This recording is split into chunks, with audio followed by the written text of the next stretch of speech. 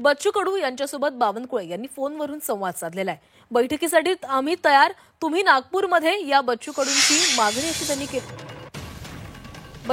अशी मागणी केलेली आहे। बच्चू कडूंशी चर्चा करण्यास सरकार तयार आहे। कडूंनी चर्चेची दारं बंद केली आहेत असं बावनकुळे यांनी म्हटलंय। आंदोलन स्थळावर बैठक कशी होईल असा सवाल बावनकुळे यांनी विचारलेला आहे। कडूंना मुंबईमध्ये येऊन मुख्यमंत्र्यांशी चर्चा करण्याची विनंती बावनकुळेंकडून करण्यात आली आहे। मंत्रालयातून मार्ग निघतात ना, ते म्हणतात की आंदोलनस्थळी बैठक व्हावी, त्या ठिकाणी मग त्या ठिकाणी इकडे बैठक व्हावी। त्यामुळं मला वाटतं की याच्यामध्ये काही तथ्य नाही। म्हणजे त्यांनी थोडं या ठिकाणी चर्चा करावी। आता आंदोलनस्थळावर कशी बैठक होईल आपण विचार करा। एवढा मंत्रालय 18-19 मंत्रालय अधिकारी लागतील, जे प्रधान सचिव, अतिरिक्त मुख्य सचिव एवढं सरकार तिकडे घेऊन जाण्यापेक्षा सकाळच्या विमानाने येणे, दुपारच्या विमानाने वापस जाणे। नागपूरला अवेलेबिलिटी आहे विमानाची। त्यांना आमची विनंती आहे की त्यांनी यावं चर्चेला, सर्व त्या ठिकाणी तोडगा काढावा।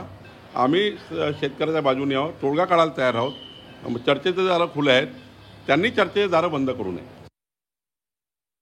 आता मी काल सकाळी फोन केला, त्यांचा फोन बंद। त्यांचं म्हणणं आहे की ते रेंज नाही आहे। आता माझं बोलणं झालं त्यांच्याशी DCPच्या माध्यमातून। त्यांना माझी विनंती आहे की त्यांनी मुंबईला उच्चस्तरीय बैठकीला यावं।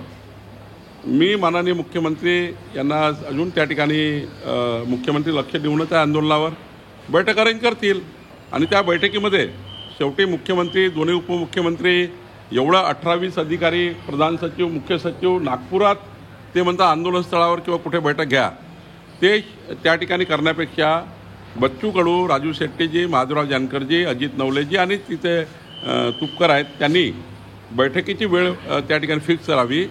आम्ही त्या ठिकाणी बैठकीतून मार्ग काढायला तयार आहे, चर्चा करायला तयार आहे।